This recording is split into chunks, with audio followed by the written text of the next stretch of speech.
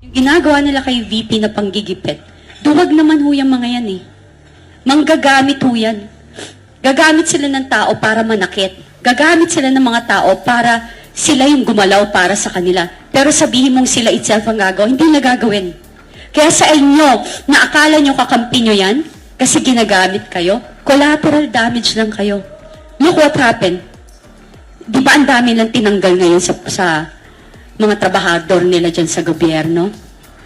Nagki-cleaning daw sila kasi feeling nila yung loyalty, naglo-loyalty check sila.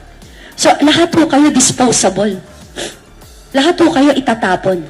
Pag tapos na sa inyo, itatapon na kayo. Attorney Trixie, Attorney Vic Rodriguez, VP Sara. So, don't think na kayo ngayon na nakaupo, magtatagal kayo dyan. Lahat kayo basura. Lahat kayo trapo.